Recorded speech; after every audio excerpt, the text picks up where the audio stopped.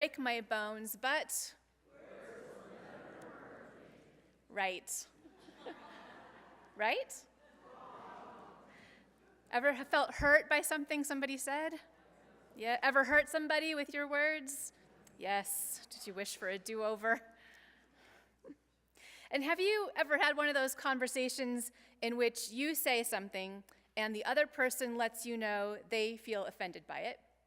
And in your mind, they took it wrong, so you try to explain, but then they get mad that you're not listening to them, right? And then you're like, why are you so quick to get mad at me? And they're like, you're turning this around on me, right? And then you say, well, now you're afraid to say anything because they'll freak out. And they say, you're the one freaking out. I am just speaking my truth, right? You had one of those before? Yeah.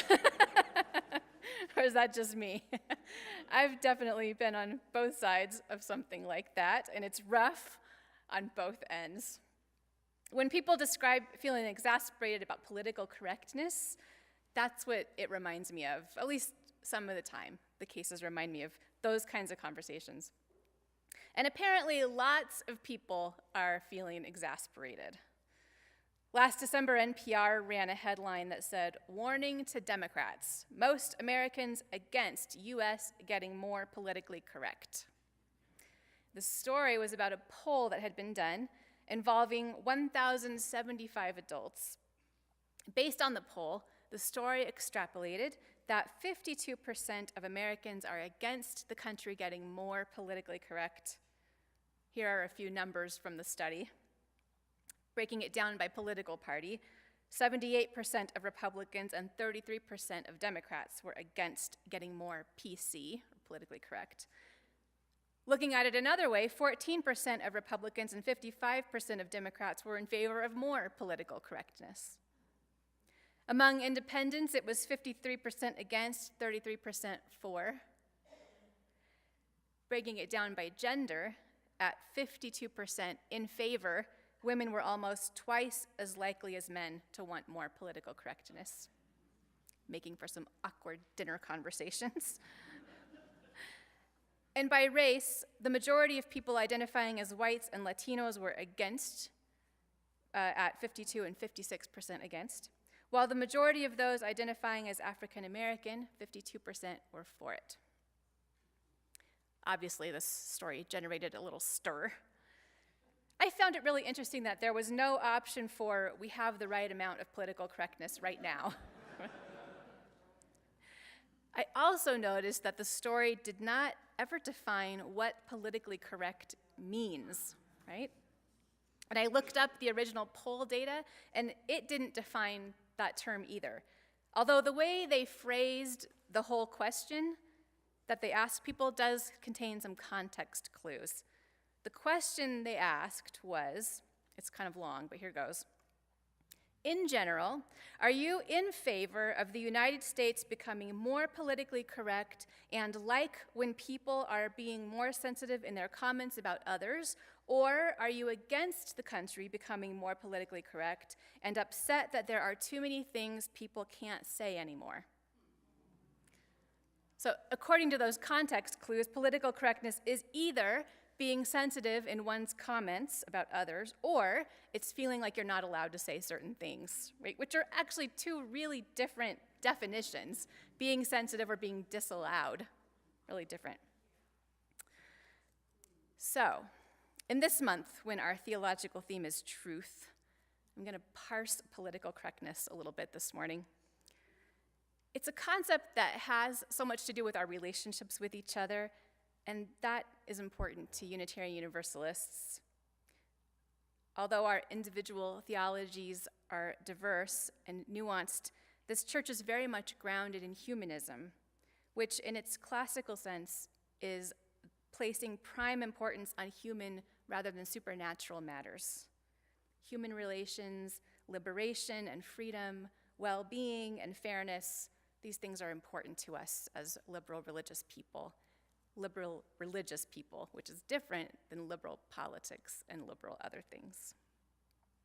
Now, throughout this sermon, I'm going to talk some about the history and trends in political correctness, which has to do with history and trends in political parties, right?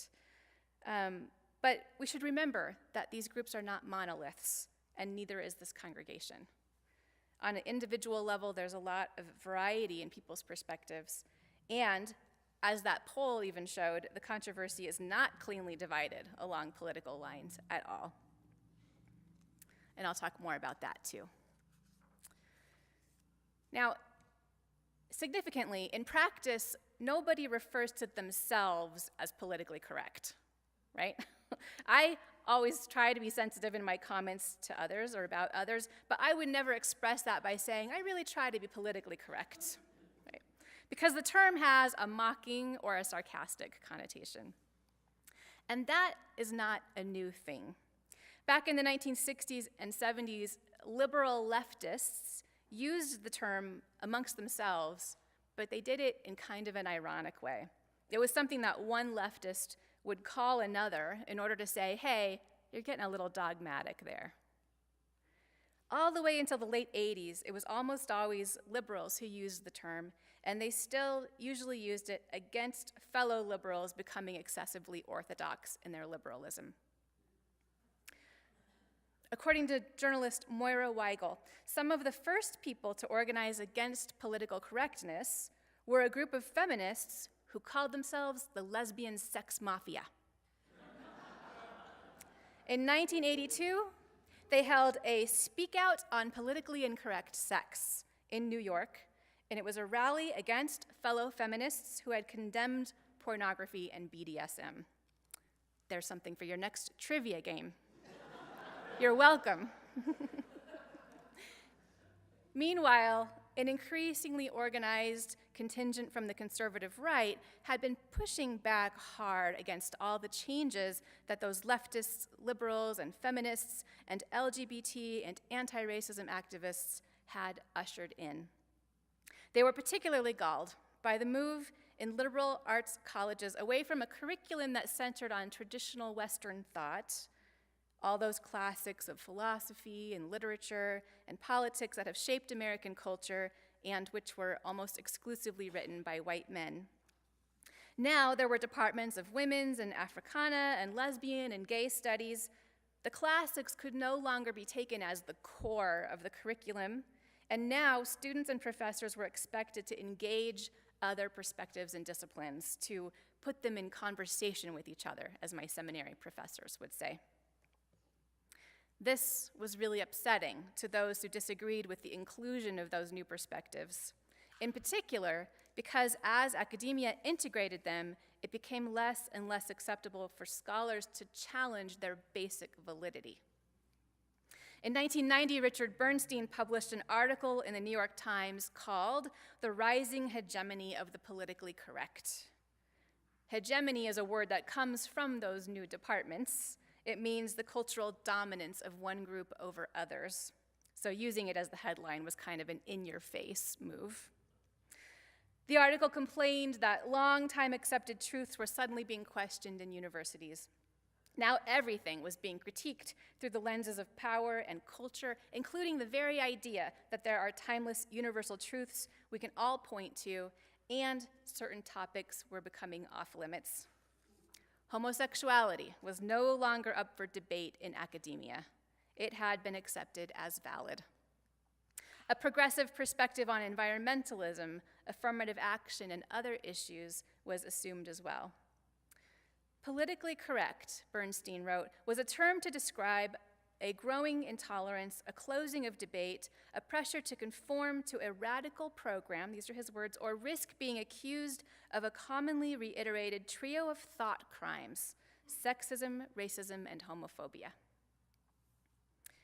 Here I want to interject two things. One, it is of course right for more diverse perspectives to be integrated into education. And there was and is a lot of sexism, racism, and homophobia to weed out.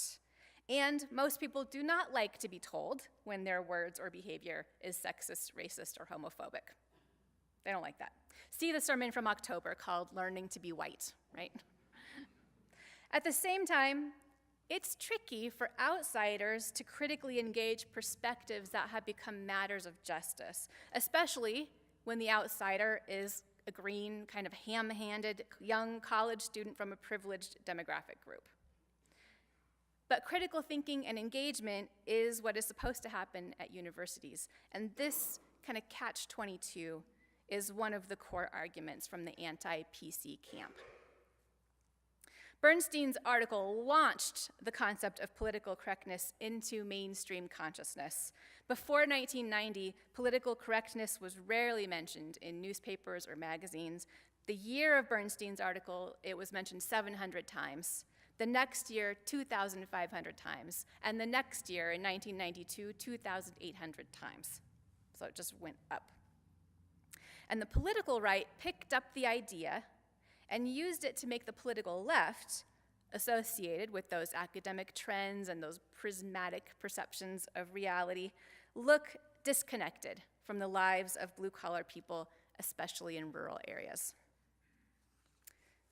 Political correctness was a hot topic for about the next decade. After 9/11, it died down for several years while the public's attention turned to terrorism, national security, and war. But, Moira Weigel writes, as the Black Lives Matter movement and movements against sexual violence gained momentum, a spate of think pieces attacked the participants in these movements, she says, criticizing and trivializing them by saying that they were obsessed with policing speech, as though that were the main thing. In January 2015, New York Magazine published one of the first new, widely read anti-PC essays. It was called Not a Very PC Thing to Say. It was written by a liberal named Jonathan Chait. And the essay spoke of controversial speakers being banned or disinvited from college campuses, again, often around issues of sexism, racism, or homophobia. He described political correctness as an enemy to liberalism. He cited a feminist Facebook group in which some members told others that they were being racist. Describing their responses as rage, Chait included several quotes that frankly just sounded like pointed discussion. There was one that was all caps, but the rest of them just pointed. He concludes the article by saying, politics in a democracy is still based on getting people to agree with you, not making them afraid to disagree. The historical record of American liberalism, which has extended social freedoms to blacks, Jews, gays, and women, is glorious, he writes, and that glory rests in its confidence in the ultimate power of reason, not coercion, to triumph. The thing is that he and a lot of Americans are misremembering the history of progress, right? Polite conversation has never been enough to inspire the powerful to grant rights to those without power. Picture civil rights activists being dragged from a lunch counter, yeah, or the March on Selma. It was like that. Persistent, insistent, uncomfortable. Of course, certain other anti-PC figures have made it explicit that they are not interested in respectful conversations. During one of the presidential campaign debates, moderator Megyn Kelly asked Donald Trump some pointed questions about the way he had spoken about women. She said, "You've called women you don't like fat pigs, dogs, slobs, and disgusting animals. You once told a contestant on Celebrity Apprentice, something I am not going to repeat in church." Trump replied, "I think the big problem this country has is being politically correct. I don't frankly have time for total political correctness." Now that is very different than the frustration of people who don't intend to be offensive and they get fluttered or offended when something they say ends up being offensive in its impact, right? I'm pretty sure if that political correctness poll had used those words as an example, the outcome would have been different. So, like, do you favor the country becoming more politically correct? So, for example, people don't call women fat pigs, dogs, slobs, and disgusting animals? Or are you against the country becoming more politically correct and you prefer that people do say those things to women? Right? The way we frame things is really important, right? Whether it's polling questions or perspectives that are included in college curricula, or movie making or publication or anything. Last week, a story published in our denomination's magazine, UU World, demonstrated this in such a painfully clear way. The editors had decided to do a story called After LG and B, as in LGBTQ, a story called After LG and B about what they described as the increasing visibility of trans people. The headline said, "Listening to transgender and non-binary people is about respect, relationship, and whether we can be a truly inclusive faith." It was written by one of the contributing editors for the magazine, a cisgender woman, meaning a woman who is not transgender. And the author used her personal struggle with understanding and accepting transgender as the main story for the article, with some statistics and some explanations woven in. As the editors researched the piece, they reached out to a transgender UU leader, Alex Capitan. Alex repeatedly urged them not to do that piece, explaining that a cisgender person writing about trans UUs, when there are so many trans UUs who could speak with their own voices instead, would be harmful. Transgender religious professionals in our denomination had just published a study showing that transgender people often experience rejection in UU congregations, whether it's through subtle expressions of unwelcome or through hostile encounters. And they had issued a call to action. This article, which is one of the first major pieces UU World has ever published about transgender, would once again sideline transgender voices and make a cisgender viewpoint, a non-transgender viewpoint, the main viewpoint. Alex said, "Imagine wanting to do a story about Black Lives Matter that was written by a white person, and it was all about the increasing visibility of Black people and the discomfort that white people have with Black Lives Matter banners, Black people's needs within UU churches, and the concept of Black Lives Matter as a movement. I know that the intentions are good," Alex wrote, "but this kind of approach will unquestionably cause harm." Alex also offered a list of names of trans UU writers who could help create a better piece. Well, the editors decided to proceed as planned. And even though they quoted Alex at length, they did not let Alex see the final draft before it went to press. The article contained factual errors about transgender and history, and it went on tangents about the medical side rather than focusing on the spiritual or human side as you would expect in a religious publication. It casually included an offensive slur. It described painfully awkward encounters between the author and trans people, and the overall tone was not about being welcoming, but about the comfort of cisgender people around transgender people. Well, there was an immediate backlash of sadness, anger, and disappointment from transgender and lots of other UUs. The magazine's editor promptly issued a heartfelt apology, which I believe is sincere. I just think he did not get it until it really, really came at him. And I'm not sure if the author has made a public statement. But it's so painful to see that as they wrote an article with a headline that said, "Listening to transgender and non-binary people is about respect, relationship, and whether we can be a truly inclusive faith," they totally failed to listen and include. So we talk to each other and we turn and do better. The way we frame things is important. Perspective is important. That's what's always been at the root of this thing that came to be known as political correctness. It was about taking seriously different perspectives, even if in practice it is not always perfectly executed. And the words we choose are important. As I tried to track down a definition for this slippery thing, political correctness, I came across the Harvard Political Review magazine, which tried to trace PC controversy to some essential characteristics of liberalism and conservatism. The article said, "Conservatism, according to the Merriam-Webster dictionary, is a tendency or disposition to maintain existing views, conditions, or institutions, including but not limited to the American vernacular. Conversely, liberalism is a belief in the value of social and political change in order to achieve progress. It therefore makes sense, they conclude, that those with liberal ideologies continue to institute new rules of language and speech. I don't know about that. I've known liberal-minded people who did not want to be flexible with words, for sure, especially religious words they might find in a religiously liberal church. That comes up sometimes.